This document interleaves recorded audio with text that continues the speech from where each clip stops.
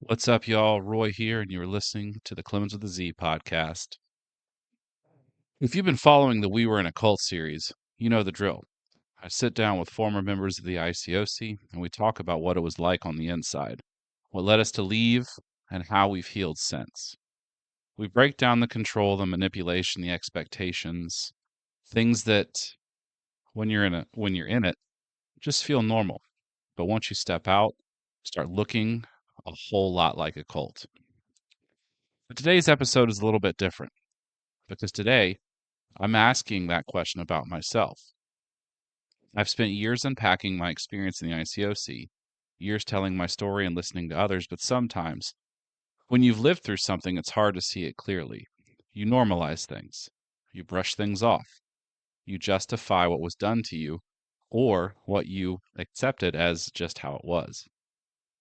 That's why I wanted to sit down with someone who wasn't in it, who never had to unlearn all the things that I had to unlearn, but who's had a front row seat to all of it. My wife, Carly. Now, Carly didn't grow up in a high control religious group. She wasn't raised being told that questioning leadership was dangerous. She didn't have to deconstruct the belief that leaving a church meant leaving God. But she did walk alongside me as I figured all of that out for myself. In this conversation, we talk about those early years when I was fresh out of the ICOC, still untangling what I believed, still figuring out who I was outside of that system. And it wasn't always simple. I still had friends in the church. I still carried a lot of their language, their mindset, their way of seeing the world. And Carly, without even realizing it, had a front row seat to me deconstructing in real time. So today, I'm turning the mic to her.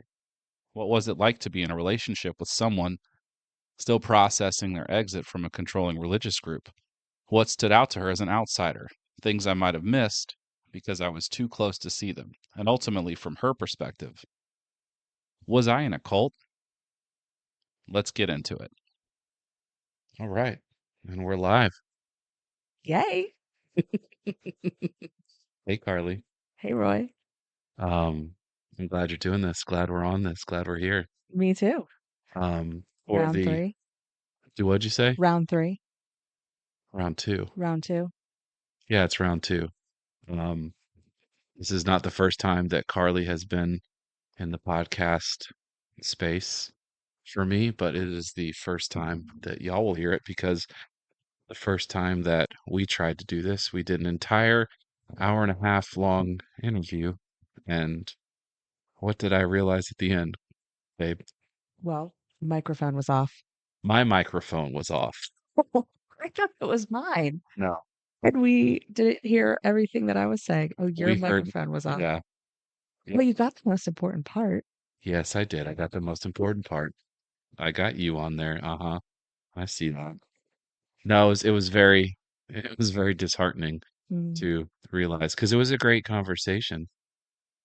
Not the type of conversation we're gonna have tonight, no, but it was a good conversation. So sorry, y'all, but here we are again. maybe So next time. yeah. So why are you here? Why are we in front of each other about to talk on this podcast platform? You are asking me if I think you were in a cult. Yep, yep. But what was the genesis? Like, there's a specific reason. What were you wanting to do? I was wanting to get on the podcast. Oh yeah, she was wanting to get on the podcast, I everybody. mean, we have lots of conversations, and I'm like, man, this would be a good podcast conversation. I really think we need to be recording this, but we're like in out in the world of restaurants or I don't know, Yeah. walking Uh-huh. on the beach and not in the podcast recording space. And so you wanted to be on and add one of our conversations to it. Yes. Yeah. And the conversation tonight is I'm asking my wife, was I in a cult? Yeah, we might want to lead with that. Who am I? Yeah. Yeah, you're my wife. I probably didn't say that, could have said that in the beginning. But if you listen to the intro, that's what you all heard. Um, yeah, you're my wife. You've had a front row seat to all of this that I've been dealing with, that I've Mhm. healed from, that I've left, that I've grown from. And you probably have a very interesting perspective on all this of what it's like to be married to someone who's healing from trauma from high religious organization, cult, they call it, and how complicated and weird it is. So I want to hear all about it. And I'm sure they do, everyone listening. I think what's super weird is making eye contact right now. Yeah. Why?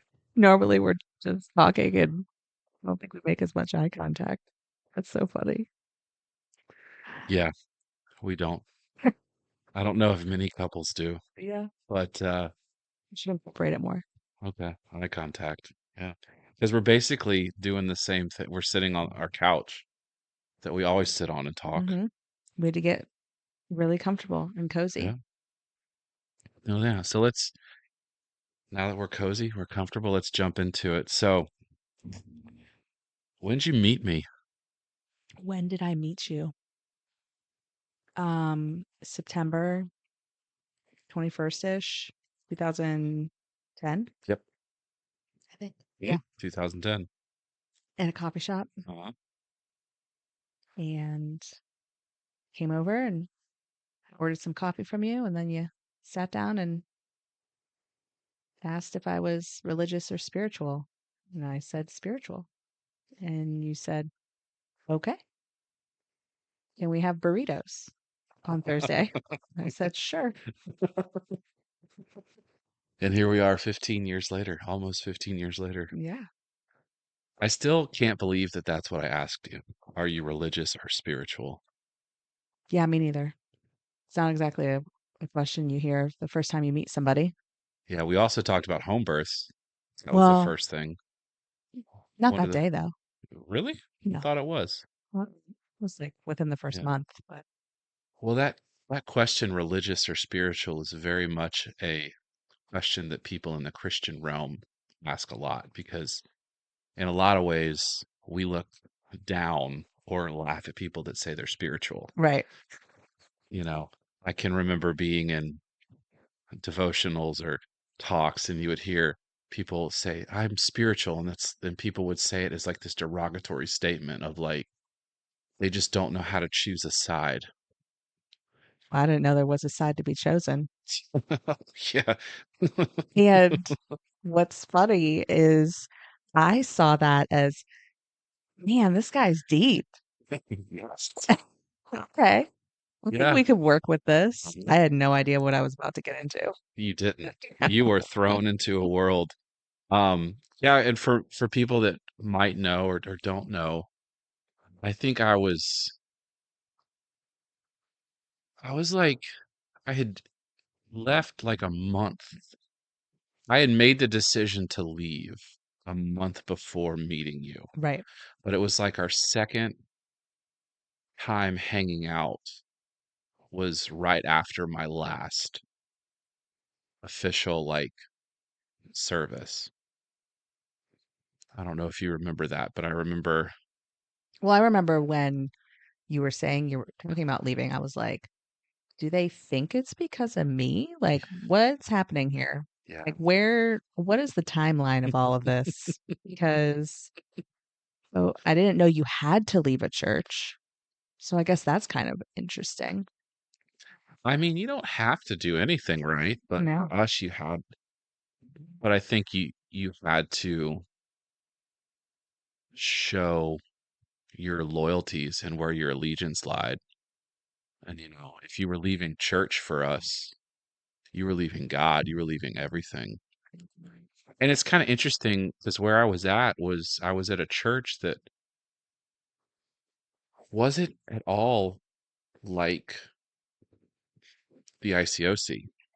Right. I mean, it was made up of members who were former members of the ICO, sort of some of the congregations, and they had all kind of left to kind of start this one thing. So it wasn't as intense, but I still had to say, like, yeah, I'm taking some time to figure some stuff out.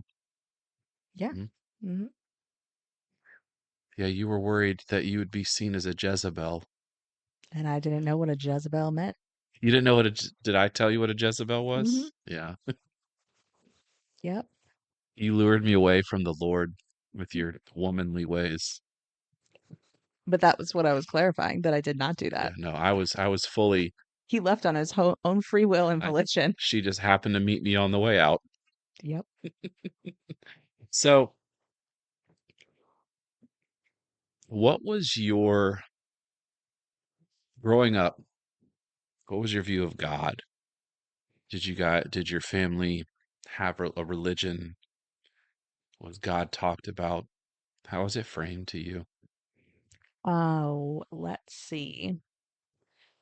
God was definitely talked about in a new age spiritual way from recovering Catholics, and being able to experience the divine out in the world wherever were able to connect in that moment. And, there wasn't really a structure to it. Um, I probably went to a structured service a handful of times before I was in my 20s. And even that was mainly like, oh, we were with our family who practicing Catholics, and we went to Christmas Mass or something like that. Okay. So it was pretty fluid with like definitely a distinct focus. Like it wasn't like we didn't talk about the God, or that's how we're going to label it in this conversation. Um, but it was mainly finding God in nature, finding God in everything.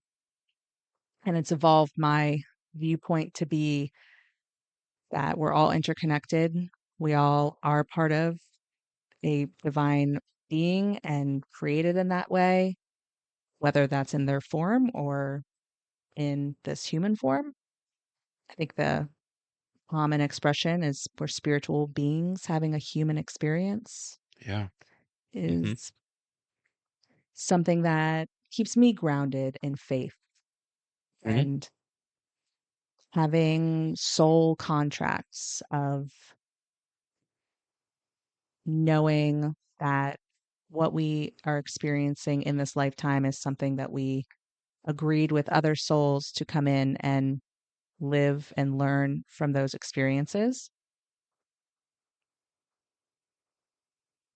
But it was really like, you know, you've been to our family cabin, like a lot of the spiritual conversations, I think, were centered around that environment, just being out in nature, being disconnected from the day-to-day world and seeing like the beauty of the world. And that's where you can find God, and in that way. Beautiful and totally different from my background. Mm. But yeah, I mean, I grew up with my dad giving me the only astrology book you'll ever need, and how to find oneness in everyone, hmm, how to find God in everything, that little blue book. So, yeah, it was definitely not a Bible focused bringing. you weren't worried about some old white guy in the sky watching everything you do. I mean, you hear about it in Hmm. the world. You hear about these things, and um, my extended family was definitely pretty devout Catholics. So there's definitely some like background of like understanding the concept of Jesus and God and fiery hell and, sinning and what that means. But it wasn't like looming Hmm. on like over my head. I mean, sure, there's when you think about your existential existence, you wonder, hmm, am I going to go to this so-called heaven or this so-called hell? What did I just do? Oh, geez, I just lied to my brother and, you know, snuck out of the house. Oh no. Uh-oh. Oh no. So, but it was just, they were passing thoughts in my head. It wasn't like I would lay awake at night for multiple nights. I'm sure I would lay awake at night at least once worried about that, but it wasn't Lucky. it wasn't like months on end. You weren't carrying that weight around for most of your life. No, other weights, but no, not that one. Sure. Sure. Yeah. Cool. So I get like if I'm asking you if you're religious or spiritual, then you're just like, yeah, this is kind of rad. I'm glad he's asking me this. Absolutely. I mean, all through college, I would be like getting into those deep conversations, wondering, like anybody that would engage with me and us be able to like get on the same wavelength of seeing the world and seeing the universe as something bigger Yeah. um, and how like, thinking about how we could all be connected in our consciousnesses. And so when you said that, I was like, wow, you're just going to jump right into it. Well, that was our life. We were deep from the start Mm. and like you never really came up for air. It's just it's something that I have to like I kind of have to work on. I'll go deep real fast with anybody. Yeah. Yeah. Like, Sometimes people aren't ready for that. people are like, "What? What?" Sometimes people are just like, I just really want to chill right now. Yeah. I need to check out. Yeah.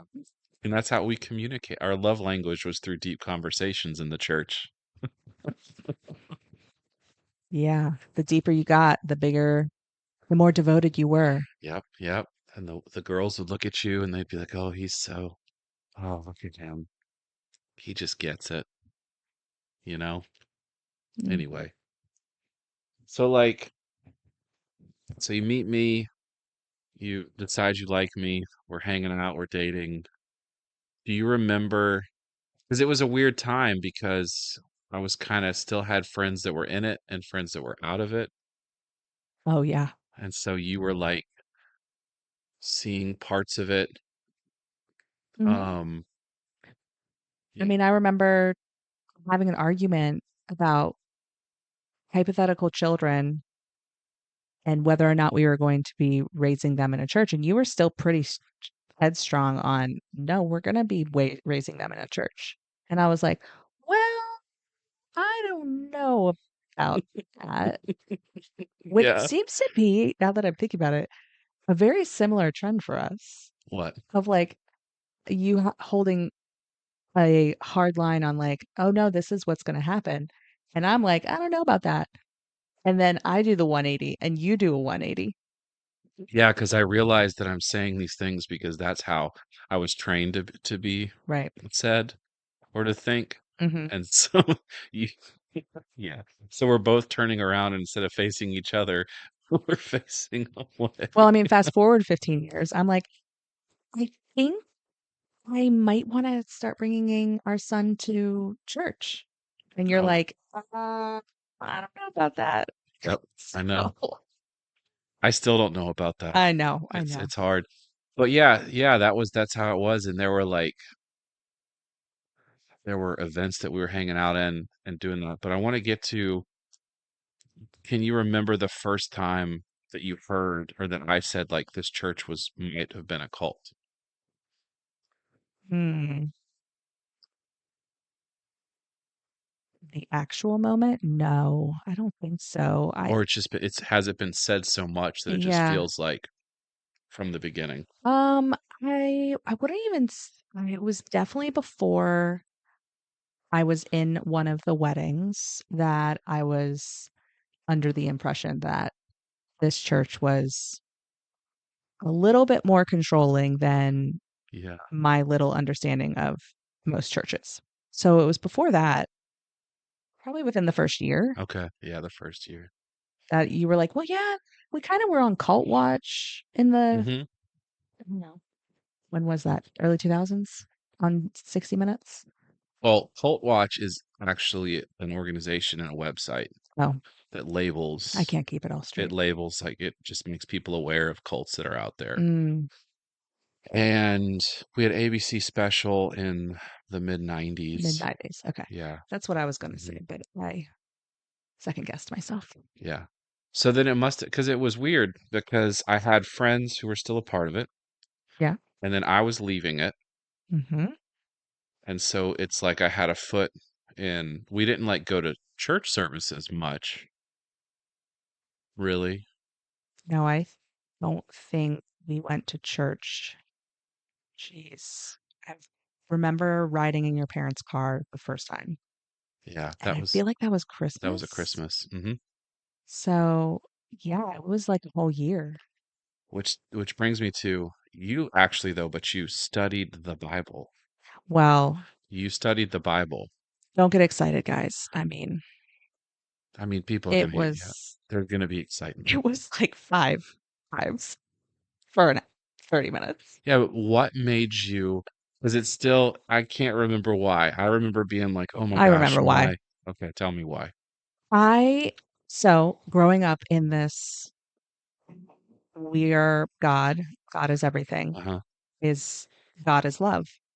And so I'm like, okay, where is this in the Bible? Where is God is love in the Bible? hmm Because that's the concept I understand. And I hear it whispered throughout the Christian communities, but it's not the overall message. I would say now it's getting to be, obviously, in 2025, a little bit ish.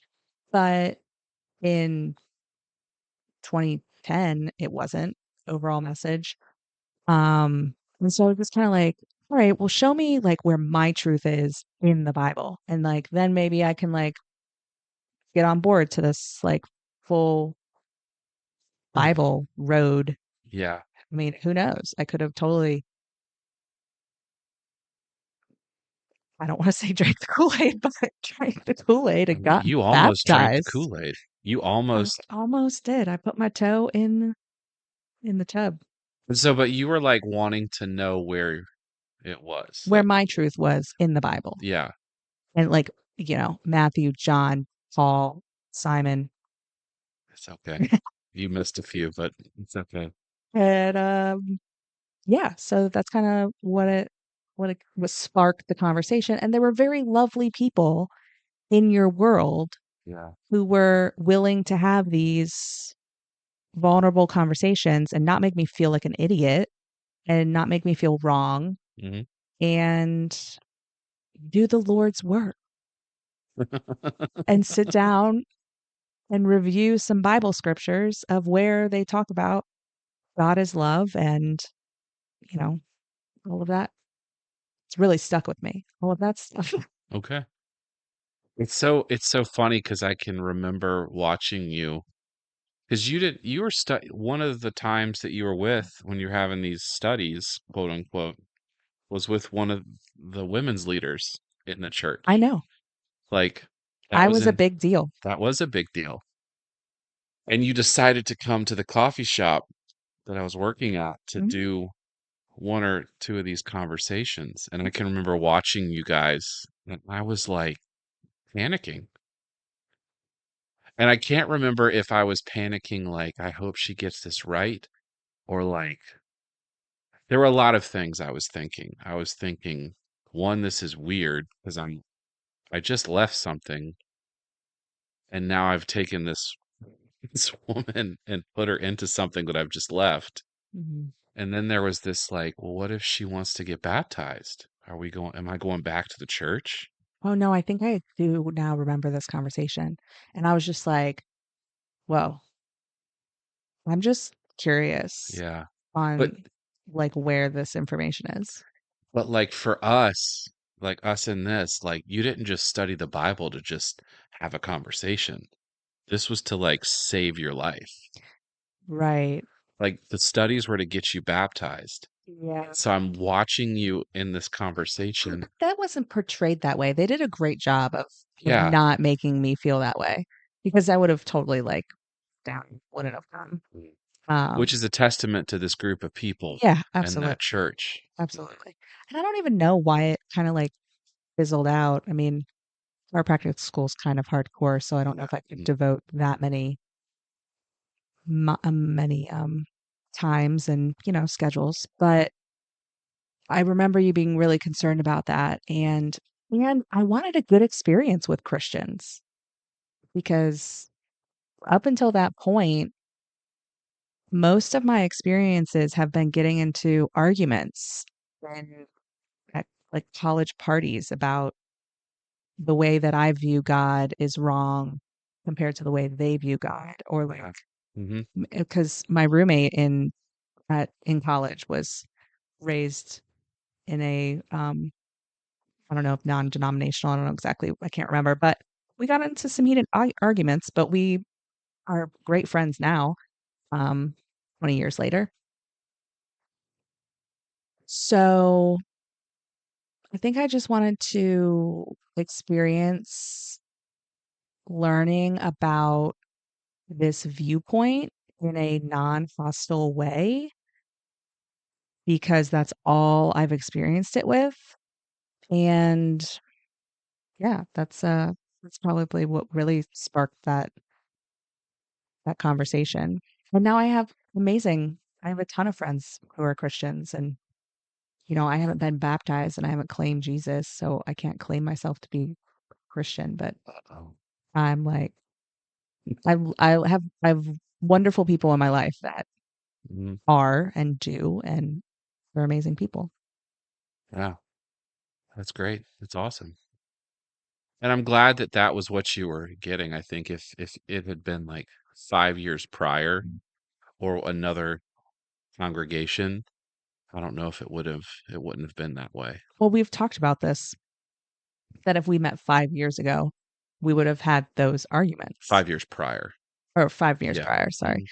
Hmm. Um, we would have had those arguments. Like you would have been one of those asshole Christians telling me that I'm wrong, Yeah. and I would have been those hippie dippy new age weirdos Yeah. being like, "Why am I wrong? Yeah. You're being a jerk, and this is why." And like, Yeah. it's not proving that God is love and He wants to save me with you being an asshole. Yeah. Well, I'm glad I wasn't an asshole. Yeah, me And I'm too. glad that the people that we were around weren't assholes. Yeah. There were some funny conversations about you. Like my favorite one is when one friend was like had just met you for the first time and he was still a part of the church and he was like, "Yeah, I mean, she's great. She could clean up her mouth some, but she's all right." Yeah. Which was bringing me to what I was gonna another thing I want to talk about is because being that I had friends that were kind of still a part of this, we were at events like wedding showers and Hmm. weddings, and we'll get to the eventual and both of us were in a wedding Hmm.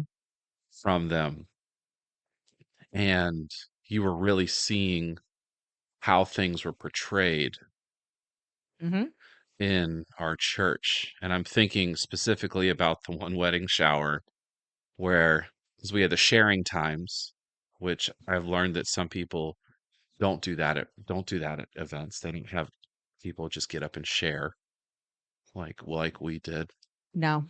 Yeah, but they would get up and they would talk about the specific couple and they would be like, "I'm just so proud of you, how you saved yourselves and for your wedding day and you've done it the right way and you've done it God's way." And I just remember cringing and being really uncomfortable because I was wondering what you thought. Then I was also thinking about the fact that we had had sex Mm. before Scandalous. I know before we left to go to this. And so now we're hearing it.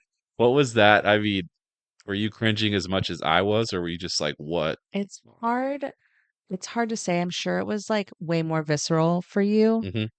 And I mean, through the past 10 years of us peeling these layers of trauma Hmm. back, I've built a resolve, I think, than I once had. But I mean, I'm like, I can get pretty fiery about my opinions. Hmm. And so if I had to channel my geez, 26-year-old self, probably had some pretty strong opinions about their opinion. Yes. And, um, like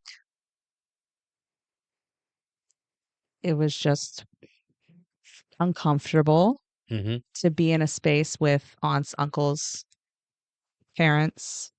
And it wasn't like the wedding showers I went to were either all women drinking mimosas or Jack and Jill style, and it was just a bunch of booze and presents and Hmm. barbecue and everybody just like telling stories and having a good time. And so you can see that overlap of telling stories, but it was really more side conversation stories than it was like Giving up. sitting down and like having a stage aspect to it. Hmm. Um so I think they were just long and they didn't have as much booze We did not as have as much booze. I would have hoped. Um Yeah. because I was definitely a lush back then, and that's okay. But Uh-huh.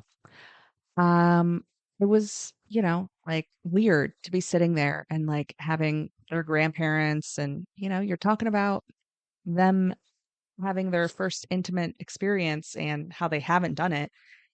And I don't think it was purposefully. Like, I think everybody's always genuine in that experience. Yeah. Like Hmm. they're not like saying it because Roy and Carly are here, so let's make sure we make an example of them because we know they're living together, so they're living in sin. Like, I don't think that, like, nobody gives a shit. So, I Yeah. mean, in that moment, Yeah. they just were truly authentically acknowledging these people for what they haven't done and how proud they were. I think I was just more weirded out that it was like in front of extended family than friends ribbing each other, being like, hey, you guys got a week left. Yeah. Get excited. I was Don't have expectations. Yeah, I guess I was just way more uncomfortable than you were. They always put me on edge. I was never Mhm. okay at those things Yeah, that makes sense though. Just because I was also living in this new world where like anything is possible. There's not all this structure or rigidity. mm, And I'm going to these things. And I went to these things because I genuinely cared about the people. Like I wouldn't have gone to things back then if I didn't really care or trust. And it wasn't necessarily the people sharing these things, these type of things were those friends. It was just friends of the friends getting up to share, right. you know? And yeah, it was interesting. Hmm. Yeah. We were even in a wedding together. Yep. The biggest thing from that wedding that I remember is they were trying to pair me with somebody else. And I'm like, that's dumb. Like, y'all know we're together. Why are you gonna pair me with somebody else? And like the because it was mainly the wedding coordinator, if I'm remembering correctly, and the women's leader Uh-huh. that you referenced earlier, who helped me with my Bible studies, Yeah. had to go and speak to the wedding coordinator to be like, no, she's not going to walk down the aisle with this groomsman. She's going to walk down the aisle with this groomsman. And so I think that was the weirdest thing was them. I don't know why that was. I don't know if it was like, you can kind of like make assumptions that they didn't want us to be like, well, we're not living properly and we can't even portray the act of walking down an aisle together in a church. Or the wedding planner just had a different vision and didn't care about what I wanted. Yeah. I mean, why should she? It's not my wedding, but Hmm. Yeah. I mean, why would you not? Yeah. I think any wedding that you would go to, or if you're in a wedding with your significant other, you're going to walk down the aisle with the significant other. mhm. Yeah. What were weddings like for you growing up or like outside a church atmosphere? um, I mean, they were amazing and a blast, Yeah. so much fun. Hmm. and always, just couldn't wait till the next wedding came around. So, lots of booze, lots of music, short ceremonies, straight and to the point. Was this one long or the wedding? I don't remember. Blocked it out. Yeah. I mean, there were other aspects of that wedding that were uncomfortable, i.e., your ex Oh yeah, my ex was in the wedding. and ex best friend. Yeah. So, there was other things distracting me from how long the ceremony was. Wow, it's so complicated back then. Oh, it's not now? I think it's just new complications. Yeah. No, it just was, yeah, it was a wild thing. And it's always interesting to think back about that time because I always think that like, I don't know if I've ever told you this, but I think that I had to move away to leave the church Mm. because I think that there was enough things there that would have got me back into the church. Oh, sure. That makes sense. Um, and not that I don't know. I feel like there was just enough things to be like, no, it can be kind of comfortable. Just Like if we stayed there. mm, I don't know. Because I think if we stayed there, we would have moved to Decatur. We wouldn't have been anywhere near the church that your parents went to hmm and your friends went to. yeah. So I don't know if But I guess what I was saying is the circle of people hmm because most of the people that I was friends with back then, I'm still friends with. hmm Most of them don't go to the church anymore, right. which might be telling of Yep. maybe it's us. We've got them out. I'm just kidding. We're their Jezebels. No, but like I think that was I don't know. I have great friends. But I also think I needed to be away from that because no matter how comfortable I guess it was making me, there was still a lot of hurt that I needed to heal and a lot of questions I had that I needed to be hmm I didn't need a box. I needed to ask these questions in this huge expansive way to figure stuff out. hmm So, Without constant reminders yeah. of every little thing, hmm every corner you turn around, Yeah. no matter where you are in Atlanta. And so yeah, I'm glad I moved away and I'm glad that we're where we at now. But it was a wild time back then. hmm Yeah. I'm thinking about that. What was it? What is that thing you did? A lingerie party? hmm Yeah. So it was pretty popular back then to like all that's when it was mostly women, but I guess it was for like a bridal shower, not like the wedding shower.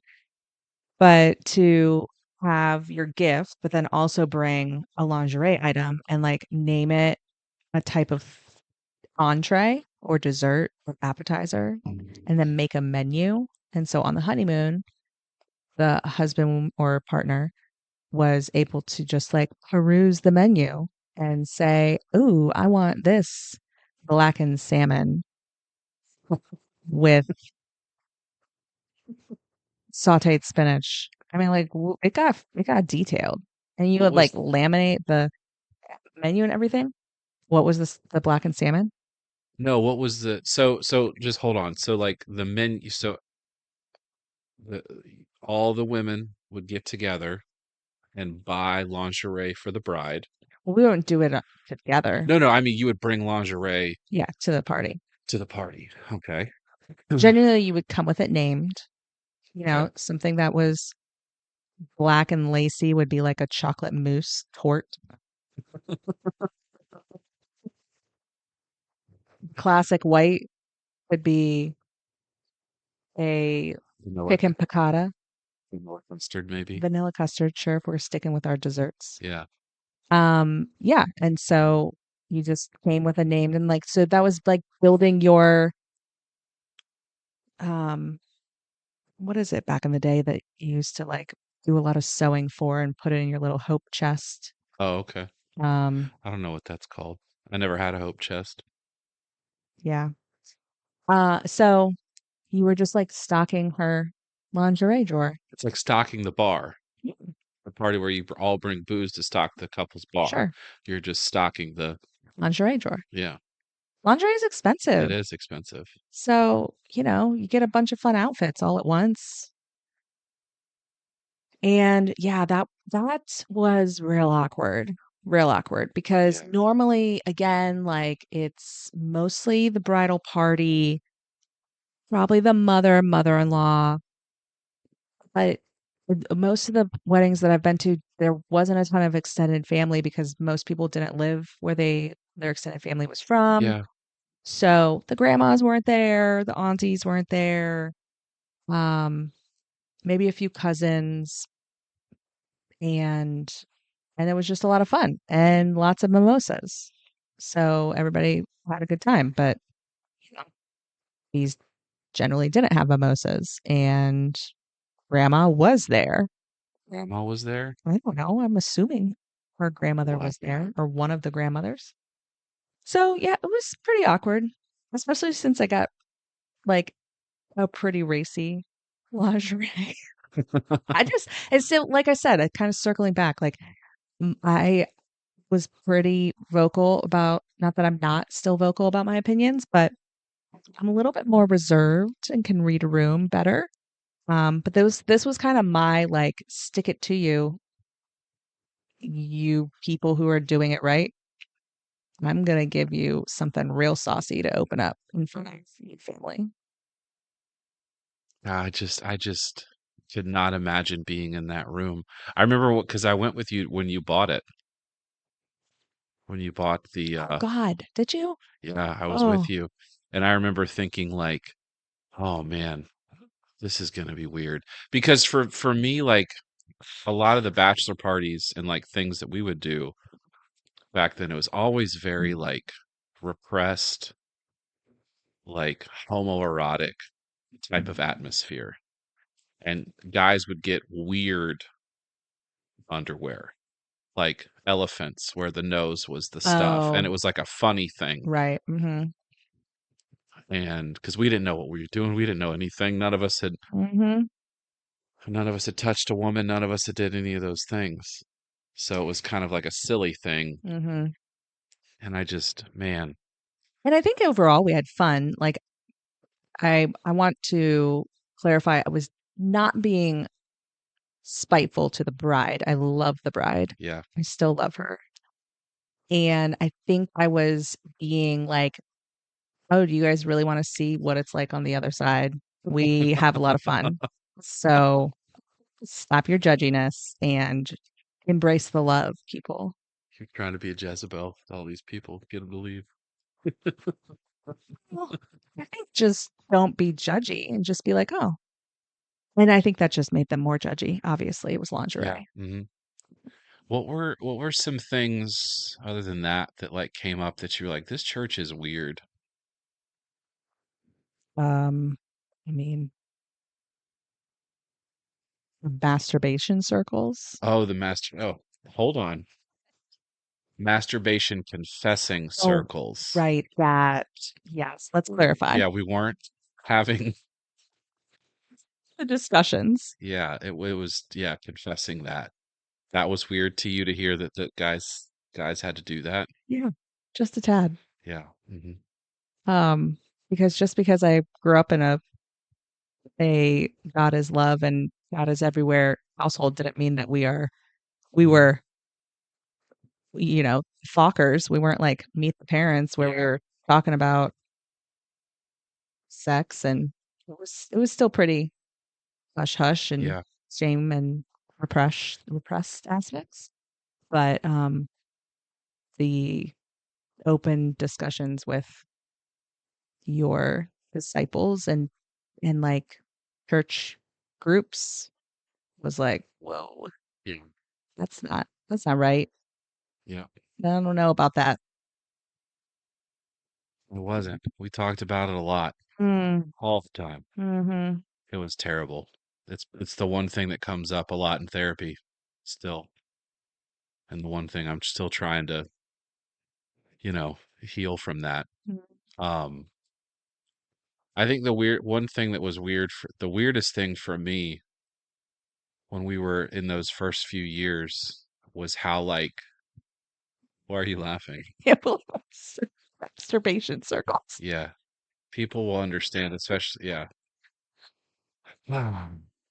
Yeah. No, yeah, I mean there's no other way to say we could say confessing. Yeah, Confession. there was no other way to really say it. But what I was saying is like, so when we decided to move in together, Right. that was a thing. Right.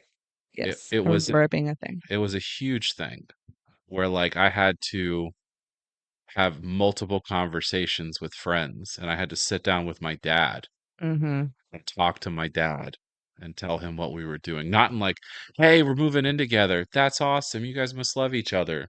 It was like, hey, I'm moving in with Carly. Was that what sparked me sitting down with your friends and being like, do you guys think that our relationship is a true or right relationship? Oh God, I forgot about that. Yeah. Was that what No, sparked it? No.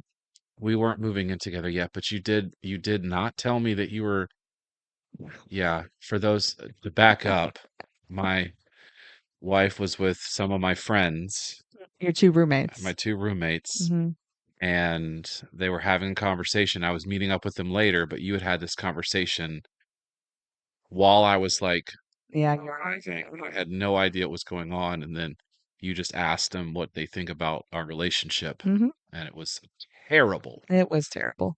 Yeah, things that were said were like one of my friends looked down on the Hmm. relationship. He thought it was less than the other because Hmm. there was a couple there, and so the friend of mine that was single was the one that said he looked down Hmm. on it. And then the other one, the couple, he was like, "Yeah, I mean, I don't agree with what you're doing," Hmm. which is like things that like most people don't hear Hmm. unless it's like the partners are doing bad stuff together or traumatic, Right. like that kind of thing. Like, hey, your boyfriend's a drug dealer. I don't think that you should be dating Right. him. Like that. It was just no, y'all are having sex and it's wrong. So And you're going to move in together before you're yep. married. So this is what those were the conversations we were dealing with. And I didn't handle it well Mm. at all. That was one of the first times I stormed out um of a bar. Well, of a conversation. Yeah, I stormed out of a conversation. But that was what we were dealing with. Like that was the climate. Like, Yeah. So, I mean, I think that a lot of these things I've moved past mhm, because in our space and we have a great life and I'm happy with how everything turned out. And like I remember having those I remember that this where I was facing in the restaurant and where they were seated and the conversations. I didn't remember the couple being there. Like I didn't remember the significant other being there, but yeah. now I kind of Mhm, do.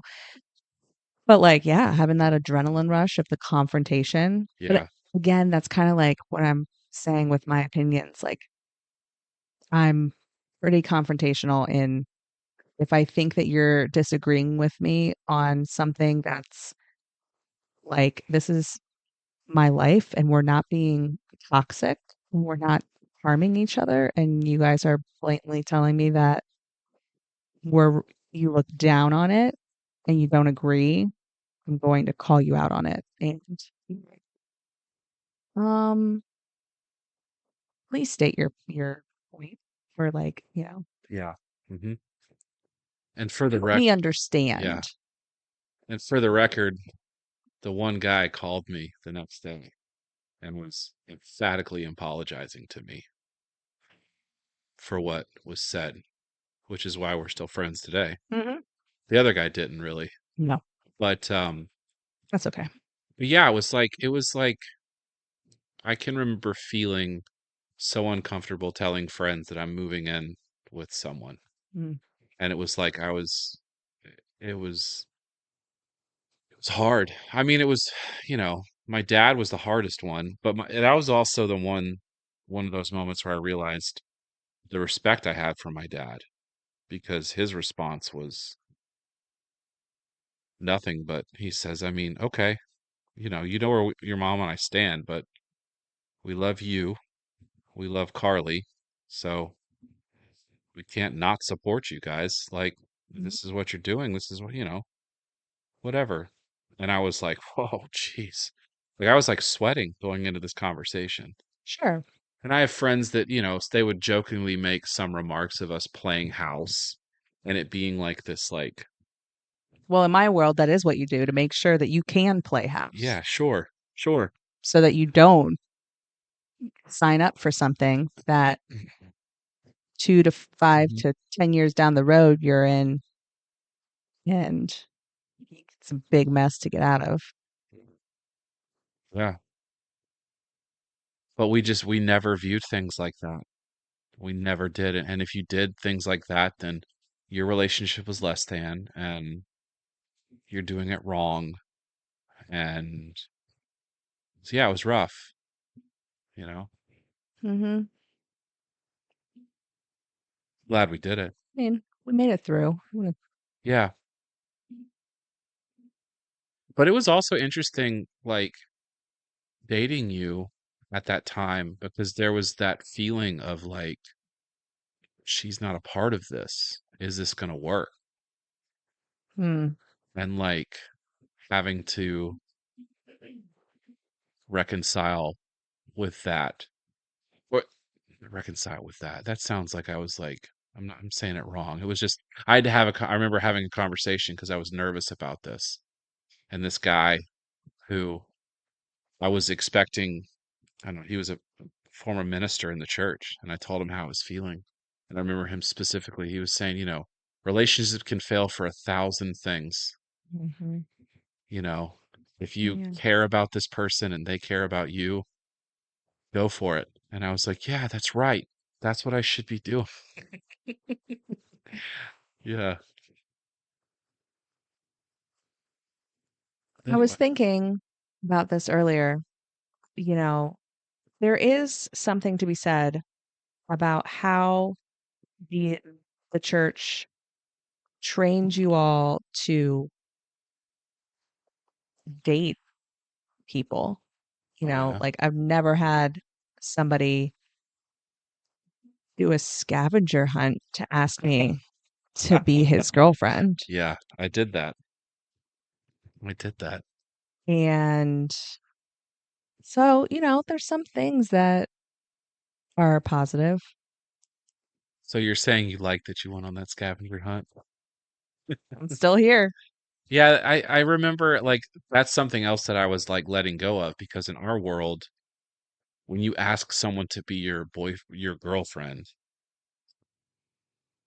it was essentially a pre-engagement. Mm, Like you had to pull out all the stops, like this was like a serious thing. You had gotten all the advice that you needed. You had the documents signed and notarized. documents. I say that jokingly. I say Okay. it a lot. Like I haven't heard that one yet. But and so like I know that I wanted to do that for you, but it also was like, no, this is just how you do it, you Mm, know? mhm, And so I mean, I'm glad I did it. It was fun. But there's like that it's like that old fashioned going steady, I'm giving you your pen. mhm. But I felt like no, I like this is this is more than that. I felt like it there's moments in relationships I think that warrant a little bit more pomp and circumstance than just saying like, "Oh, hey, yeah, you're my girlfriend." It's like, Mhm. "Nah, this is a step to something." So, Yeah. yeah. So was there anything else in those first few years that you were hearing besides the masturbation confession circles? Um, the, dating somebody in the church. Mhm. Um, hearing about friends whose families weren't in the church and being told that their families were going to be going to hell and they were doing it wrong and like having a lot of, you know, estrangement from families essentially. I think those were some big red flags when it comes down to it. Well, just interrupt because like when you have parts of your family that are so Catholic, did you ever feel like they look down on y'all because of No. yeah, yeah. Okay. Hmm. Nope. We all just loved each other. We were so happy to see each other Yeah. when we saw each other because we lived states away. And Hmm. yeah, Yeah. there was no, what, when was the last time you went to church? Where are you going to church? That's the one I mean, thing my that we have. great aunt was in a um, nun, con- Nunnery? yeah, Convent? convent. Yeah, I think it's convent. Hmm. Yeah. Um, so we were pretty, there were, we had a lot of family members that were pretty devout. Hmm. But they all just welcomed up. I mean, my parents didn't tell my grandmother that they separated when they separated, and we would go up there and pretend like everything was still hunky dory. Um, I think that's pretty standard Hmm. in the grand scheme of things of keeping that type of secret from your Catholic family. Hmm. So you're saying that like on Thanksgiving, no one got up and said you're all going to hell because you're doing it wrong? Well, we'll label it Christmas Yeah. because we weren't with our family at Thanksgiving, and it didn't. So friends, family, I guess. Yeah, no. Thanksgiving was and Christmas was filled with turkey and ham and wine and games and pie. And no, No, no religious discussions or political discussions. And we still keep it that way. yeah, as it should be. Mhm. Yeah. So yeah, I can see why that would be weird to hear, you know? Mhm. So moving forward, what was it that you were seeing that you were like in me, like this is a big deal. He needs to get some healing from this. Mm. I think the question was, when did you realize something's got to change? Yeah. And we both said New Year's Eve.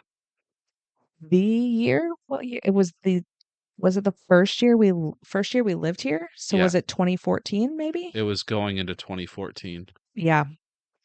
And I think that's when my anger really like hit a peak moment Hmm. because this like bleeds into your like every aspect of your relationship. What do you mean? Well, Like I this just thing that I'm doing is bleeding into this thing that Yes. I'm That you're traumatized from, yeah, that you haven't healed from. yeah. You're carrying around like a giant suitcase because we all got baggage, but this one was like you were going to Europe for 3 months, Uh-huh. and we just wanted to have like a nice New Year's dinner. I don't even remember the specific like aspect where you were saying how it was impacting us. Remind me of that. Well, things weren't going right for me. And I don't think things were feeling I didn't feel like things were going smoothly. And for us, New Year's Eve was such a big date. There was always a big New Year's Eve party, and there was a lot of pressure around, or at least I felt it, and other people that I've talked to have felt it. Like the date had to be big, it had to be spectacular. You had to encourage this girl. It was a really big freaking deal. Mm-hmm. And so I was sitting in the car. We were sitting in the car about to go into the restaurant. And I don't even know what triggered it. I mean, it was 2014, so we were didn't have a ton of money and we were going to a nice place. Mm, And I probably didn't know if I was dressed right. mm-hmm. You dressed right. And things weren't going fluidly. And I remember holding on to the steering wheel and I was like crying and frustrated, and Mhm. you were just like, "What? The fuck? Yeah, what the fuck is going on?" And I Because I think, just wanted to have dinner. We were meeting our friends, and I'm just like, this is not a big deal. yeah, Why is this a big deal? and that's when I went on to tell you Yeah, just that about it had to be people. perfect, and Well, you listed some like specific people. I don't remember names. I don't hold on to that because I don't know them. But and I was just like, man, I just want to like go to Atlanta and like punch these people in their faces. yeah. I remember you saying that, and that helped me get past it. I was like, "Okay, Like I she's wasn't mad at you. I was just kind of like, fuck, man, like you are affecting our life from something like ingrained in you, but yeah, it's happened so long ago, essentially.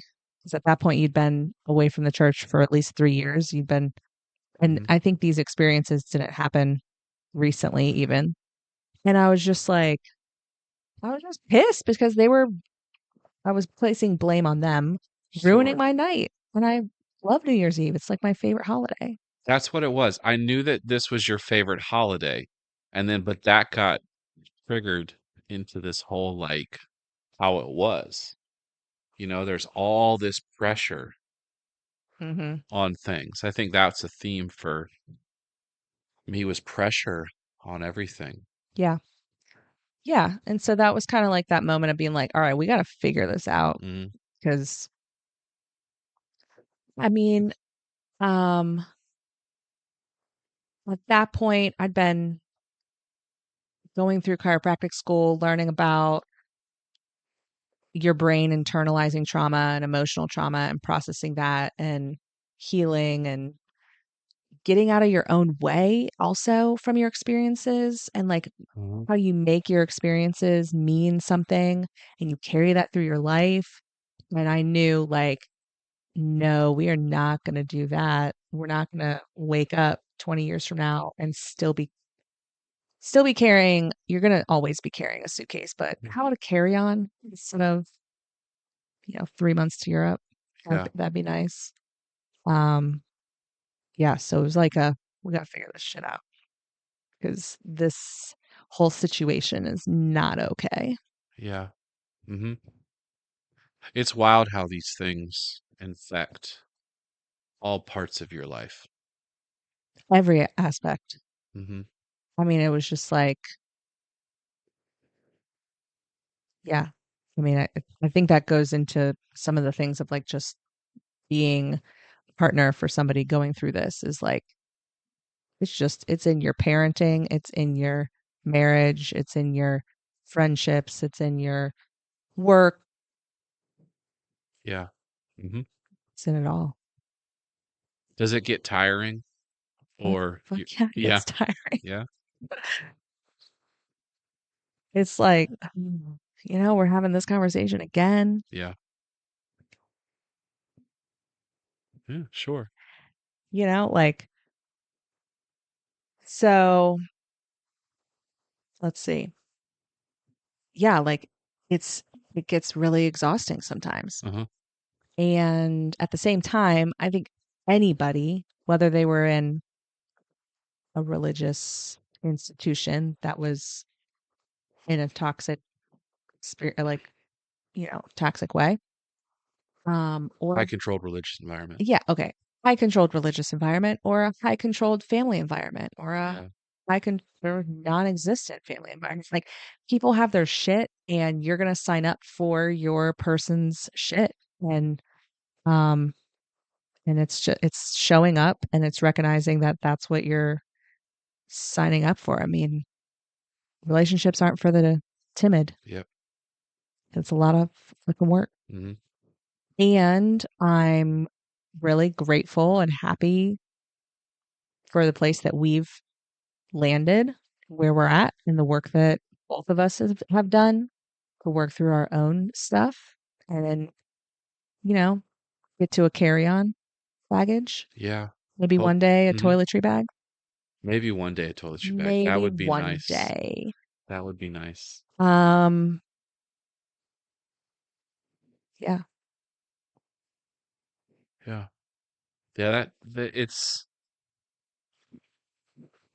it's hard because, for us in this, it's like, oh, here it goes again. This is that thing, you know. Here I am affected by something that happened 10 years ago. What do I do with this? You know, and it's exhausting for us too. And and it's one of those things that like it's not like once you start healing it or start talking about it, it just goes away. Sometimes I feel like it's in my face more because I'm doing the work, you know? Well, I think that's the point. That is why it's called work. Yeah. And at some point, it's not in your face Hmm. as much, but yet in the grand scheme of things, like you're reorganizing your the way that your brain is interacting with the experiences in your life and how they're triggered from past experiences, and that takes time and it takes facing those experiences, which is really brave, and facing them again and again and again and again and responding to them differently again and again and again and again. And not just Hmm. different from the initial response, but different from the last time you responded, Yeah. like 3 months ago, not the way that you responded 3 years ago. So it's just, yeah, it's constantly in your face, but it gets easier over time, and the work gets less intense Mhm. because you finally worked through the bulk of it. Yeah. Yeah, it's definitely it gets a little bit easier because I'm learning tools and stuff, but and strategies and things like that. Well, and somebody in my position who's walking alongside you as you're going through this is are also getting tools Yeah. Hmm. and learning their own ways of responding to the triggers, and not, because it could have been like with that like for that New Year's example, let's just stick with that one. Your reaction at one point, I could have been like, he's so pissed off at me and I have no idea why. What is happening? And like internalized it and tried to fix it. Hmm. And and then when you were able to open up about what it was really about, I was like, "Oh, this isn't about me. I didn't do anything wrong." But but the reaction Hmm. without you saying and without knowing where it's coming from is a very personal reaction, a very like experience, because you are speaking to somebody and you are acting towards somebody in a way that's like, what did I just do? Like, where, what did I say? What happened? And so you get the tools to be able to like redirect of like that response, Hmm. you know? I didn't have any tools back then. That's the funny thing. Yeah. I mean, I wouldn't That's say I what's did so either, no, but but what I'm saying is like somehow I just proked out this thing, hmm you know? And I think that's where I'm kind of, you know, I've done a lot of work on myself and I've definitely gone through this, but there's a lot of luck that I think came into my life that's got me here. And it was just one of those moments of just somehow whoever, God or spirit or whatever, was like, you need to say this right now. And then that was the thing. hmm Because that's happened in my life a lot, you know, and I was able to verbalize that because a lot of times you don't realize why you're feeling what you're feeling in that moment. The anger isn't really the thing in front of you is not really what you're angry about, you know? hmm Yeah. And so that was the turning point for me too. That was the moment that I was like, yeah, because we were it was 2 years away from when we got married, but I was like, if this is gonna be, Well, you just moved to a different state. yeah, I did. I moved to an entirely different state. I was just like, I've got to get through this somehow because this is not the life that I want to have, you know? Mhm. Yeah. Yeah. What's it like when you're around people that were a part of when you're in a group and most of the people were old members of the church and we start using all this jargon and all these conversations, these words. I mean, it's you know, initially it's pretty isolating. Yeah. Um, at this, yeah, initially it's isolating, not knowing the lingo and not being able to contribute to a conversation. And now it's not that it's isolating, but you don't really have much to contribute other than to share your experience and how it was different um and try not to make their experience wrong. And I'm sure for them, try not to make my experience wrong. But I think mainly it's just kind of like not being able to contribute to a conversation. Yeah. Okay. I was just thinking about that. Mm. What's been one of the hardest things about this?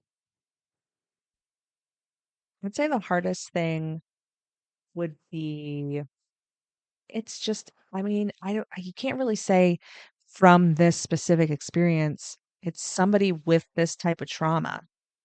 And you don't know you're signing up for something like this when you agree to go get burritos, um, or go on a scavenger hunt. Yeah. And you don't really know the thick of it until you're kind of like really already down the road. Hmm. Um, and I think that's with everybody with trauma. And so you just, I mean, okay, like the hardest part would be not taking it personal, like learning that when you're going through something or having a reaction to something and overwhelmed because of some sort of trigger, to walk away and know that I don't have to fix this and I need to just give space, which is really freaking hard. Um, so I guess that's the hardest thing, giving space, because sometimes you just want to get through the conversation Well, and get through the next, like whatever your plans are. You could literally be in the middle of like driving somewhere to party or a dinner or an event, and it's like life implodes and you're like, okay, we got to wrap this up in like 15 minutes. I don't have to fix this. Okay, dokie. Yes, just that's happened a here. few times with us, hasn't it? A little bit. A little Yeah, bit. it's okay to say I'm Yeah. not ashamed of that. Yeah, good. You shouldn't be. It's happened many times when this stuff comes up in the weirdest times in my life and I'm shutting down and crying or gripping the steering wheel until my knuckles are white Mm-hmm. and stuff like that, or I'm in the shower and I can't get out or stuff like that. Mm-hmm. Yeah. And you gotta, and like really not knowing what's gonna get you out of it. How are the next 5 minutes gonna go? How are the next 30 minutes gonna go? 3 hours? And it's not easy to pause. Hmm. Like I feel like in relationships where there's an argument, you can pause. Yeah. And this is not an argument. So you can't pause it. It's like somebody's experience and they have to go through this experience and you have to sit there and wait for them to get through it to even have a conversation of like what they can do to help or what's the next what are we doing? Yeah. Well, you mentioned space, and I think that's the thing that has got helped the most in this is to have the space to feel this and to go through this. Because when you're angry and emotional and in this situation, the last thing you want to feel is that you've got to fix this now. because when this stuff comes up in my life, it just derails everything, and you're like spinning out of control in your mind. But knowing that there's space in the weirdest way has helped the most to get me out of it the quickest. Yeah, I get that. Um, Hmm. which But I, it's taken us learning. well, yeah, So that's hmm hard. it You know, is. you have to learn what the other person needs. And the only way you learn what the other person needs is by the person going through healing the trauma, which Mhm. is working on the trauma, which is facing the trauma. So it's just all hard. Yeah. And it's hard because like this thing, it's like when we say it infects, like it infects how I view money, sex, love, my worth, who I am. So Mhm. there's all of these things that get triggered. Food. Food, Hmm. food. You said that real fast. Well, like setting goals. Oh yeah. Yes. Like I'm a goal setter. Yeah. Like, and you're like, I can't set goals. And setting goals for me puts me in paralyzing anxiety sometimes because if I fail, I know I'm going to fail. Or if I fail, then I'm going to lose everything. Everyone's going to leave me and it's going to be my fault and I deserve it. Because if you failed at worshiping God, God would leave you and Yeah, because you're going to go to you're going to hell. go to hell. Yeah, you're going to go to hell. And then you'd be kicked, or you no, or worse, you'd be kicked out of the church, and then everybody would leave you then, Hmm. because then you've fallen away and you're persona non grata. Because that's what happened to me in high school. But anyway, But it stems from yeah, like you failing God. yep. And so you can't set yourself up to fail God. And therefore, when you're just looking at your goals, you can't set goals up because if you fail, then Well, it's a big deal. and here's the funny part about this. I don't. I just thought about this, and maybe this might be new, but like it was rarely ever about failing God. It was failing these people. Mm-hmm. It was the people, the leaders in the church, Hmm. and whoever was in front of me. The people controlling the narrative. Yeah, Yeah. you don't want to fail them. Hmm. So that's something. But yeah, it is. It's challenging. But I think with to piggyback on that, just from like a receiving end, being having a partner, you who's been like, you should do what you need to do to heal this, Hmm. is very powerful for us because For us as a couple or for us us as as the it's powerful people for us as in a couple, this. but the people that are with this Got it. issues and this Hmm. trauma and this hurt, because in a lot of ways, you've always given me the permission to do what I need to do to heal this, which a lot of people don't have because they probably take it personal because they don't know what else to do with this. It's all so weird. I'm Hmm. sure. I mean, was it had to? If it's weird for me to be upset on a New Year's date, 10 years later, it's got to be weird for you. Hmm. Are these conversations that you hear me think, the things I talk about, Hmm. it's got to be weird for you, but but when a partner can give the person the permission and to know that they have the support, I think it's incredibly powerful. So, yeah, right on. Yeah, I like this. Yeah. Um,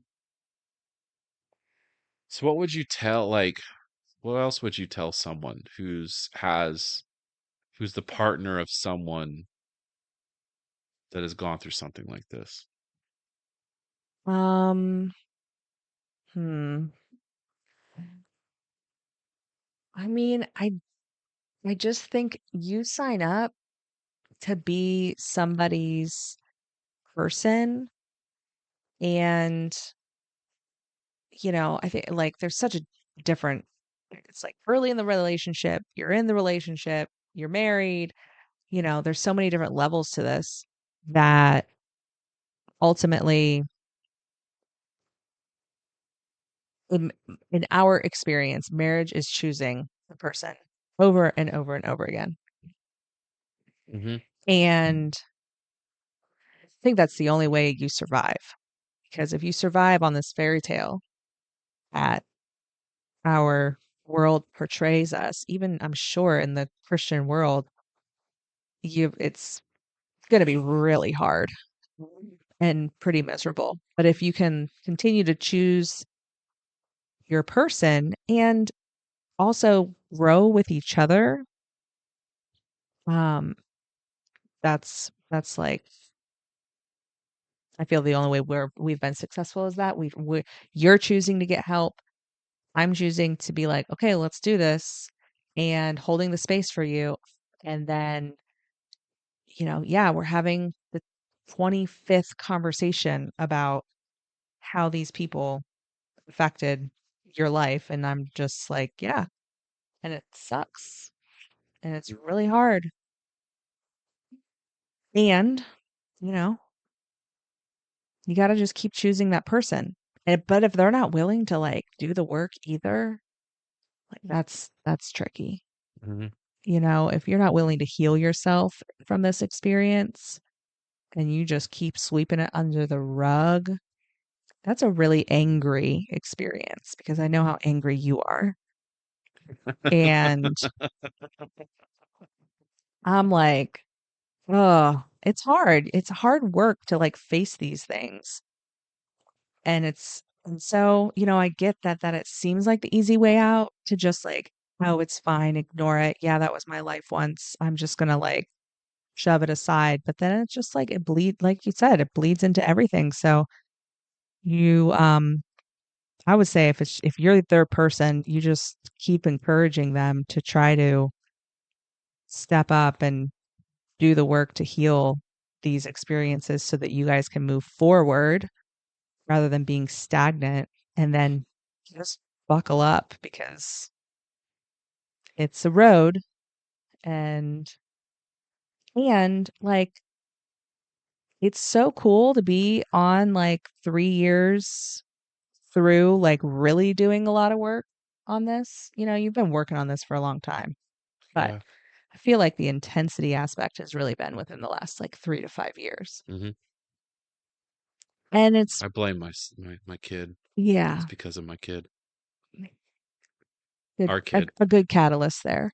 Um, I don't know why I said my kid. I'm sitting here talking to my wife, and I guess I'm just so used to someone who's not there. right, right. That's my That's son. funny. It's our kid. Yes, our child, Yeah. born in wedlock, everybody. Um, No, it wasn't. yeah, he was born after we were married. Yeah, born in wedlock is a bad thing. Oh, you're gonna Google it. I'm Yeah, hold on. So here's the definition. If you're born out of wedlock, that means a baby born to parents who aren't married. Yeah, I said born in wedlock. I don't think that's a phrase. I So don't I made it a phrase. I don't think born in wed you No, can't. it's born out of wedlock, a phrase, and born in wedlock, not a phrase. All right. Here's my So opinion, hold on, everyone. but hold You on. are experiencing. I want to pause because there is not a phrase born in wedlock. There's only a phrase born out of wedlock. Well, All right, so go ahead. I just created a new phrase then. Nobody says in wedlock, but whatever. Go ahead. So it's been cool in the grand scheme of things. Like, you don't know when it's going to end. You don't know when you're going to come out on the other side and be like, man, we just handled that conversation way better Yeah. than we would have 6 months ago, 18 months ago, 3 years ago. Uh-huh. And it's like ever evolving. And and so that kind of goes into how I was saying it's hard because yeah, you have to work on not how you're responding the way you responded 3 years ago, but how you responded 6 months ago because you constantly learn how to respond differently Hmm. in a way that's loving and productive. And it's it's just been amazing to be able to see the progress that we've made as a couple and individuals to be able to have conversations and work our way out of conflict. Hmm. Yeah, Because we went from fights being 48 hours to like 48 40, minutes. 48 minutes. Yeah. And even that's a big one if it's 48 minutes. Yeah. And I think a lot of time people put it out there that they show you everything in like this rose-colored glasses kind of thing. Like healing is this, this is this beautiful thing that it looks like. And you get the Instagram version of it Right. where like, yeah, it's beautiful. It's amazing. It's also an everyday thing. Like it's a work thing, like, and it's something that like I don't want to say it's never ending, but sometimes, I mean, it's like It working out. isn't ever ending. Yeah. Exactly. It's like anything with your body. It's you're constantly working on it because you're constantly evolving, you're constantly growing and aging, your mind's constantly developing. Hmm. So you're Yeah. getting new information every single day and you just always need to continue to work on yourself. Hmm. And you really need to work on yourself if you're going to help somebody heal this. You can't stay the same because they're going to evolve Yeah. and they can't stay the same if you're working on yourself because you're going to evolve. Hmm. So you both really need to step up and agree to doing the work and coming out on the other side, whatever that looks like, Yeah. because it might not look what you think it would, It never you know? does. I don't think it ever really looks like how you think it's going to look like. Mm-hmm. So, Yeah. yeah. Good luck. It's worth it though, right? Well, I mean, yes, in our situation, absolutely. Yeah. Hmm. I think in anybody's situation, absolutely. I just don't want there to, like, you could work on stuff and realize, yeah, I'm not signed up for this. Hmm. And that's okay. Yeah.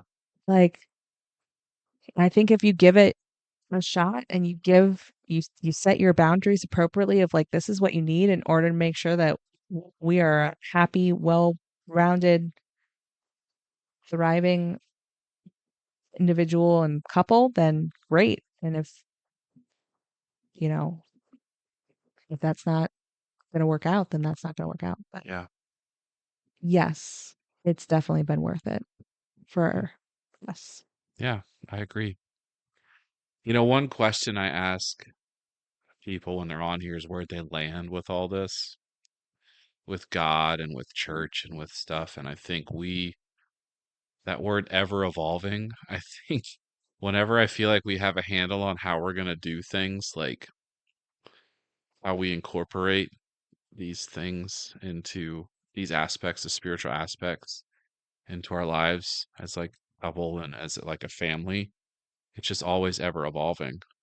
Uh-huh. I think I was wondering if you agree with that. Hmm. I feel like you would agree with that. That's why I threw it out there. But Yeah, I would agree. because we've tried to go to churches, right?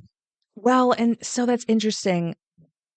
This goes on a totally different tangent of like what I'm working on healing, which is my anxiety and stress of being around a a lot of people Yeah.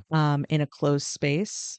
And the world that we live in has a- like creates a lot of fear in those situations. So I think like our success in that of not being able to find a church is two different reasons for both of us. What's your reason, if you don't mind me Well, saying? it's literally just because I'm very uncomfortable being in a Oh, it space. has nothing to do with God. It's It's just nothing to more. do with God or their messaging. Like I love the churches that we've been to and the experience and the kids program. I would definitely be going, but it's so uncomfortable for me to be in a space of 200 something people, if not more, and my kid being in a room down the hall, separated. Yeah, don't love that. I should have understood that more. I mean, I remember like you get you get nervous when we go see movies because of that. Yeah. For concerts. Hmm. Hmm. Okay. Yeah. So it's like, I think your reasoning of not going back is so totally different than mine. Oh yeah, it has nothing. Yeah, mine is I just there is when is there's a conversation I'm waiting for when I go to these things. Hmm. When are Well, they it's going to you, try to hook me in? yeah, you can't even like view it for what it is Yeah.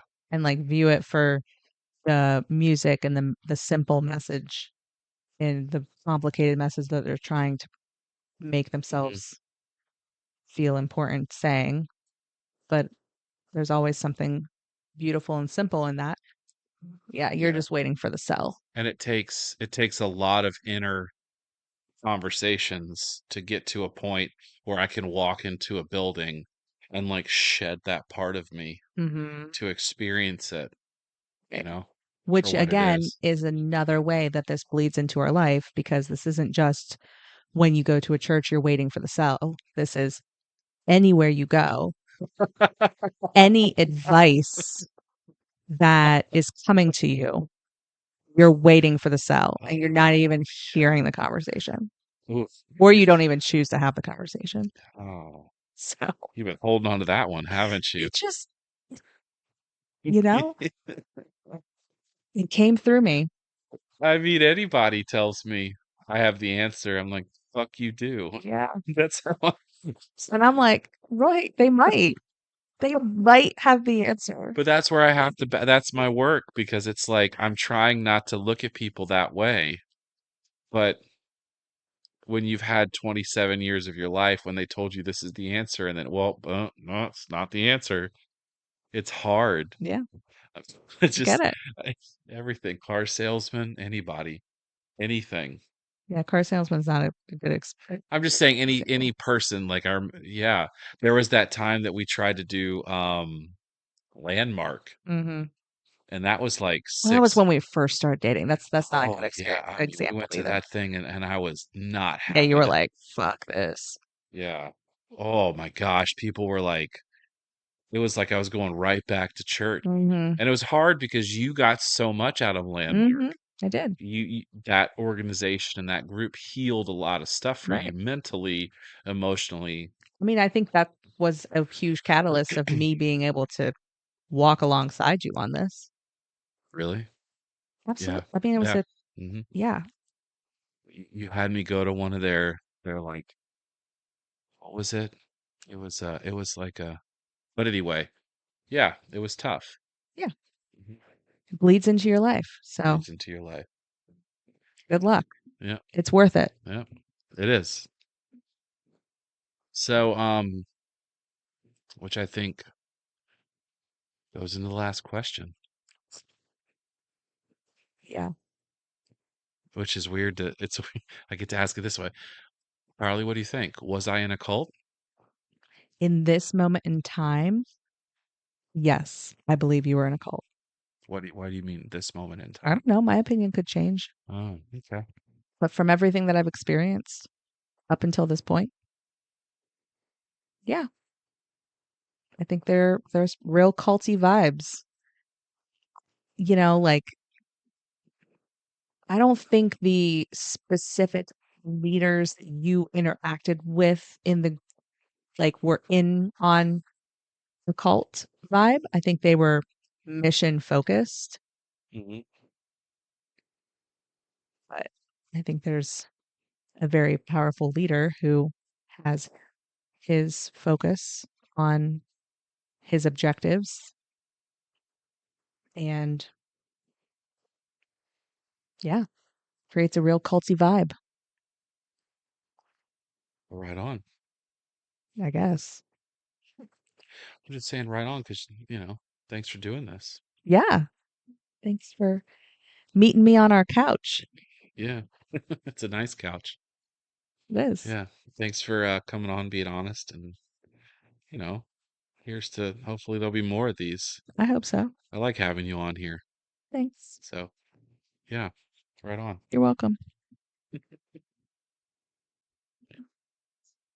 Thank you for tuning in to this episode of Clemens with a Z.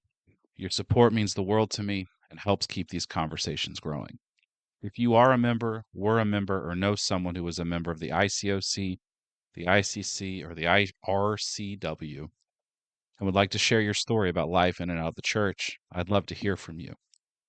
Together, we can continue exploring the question, we were in a cult, and perhaps find some healing along the way.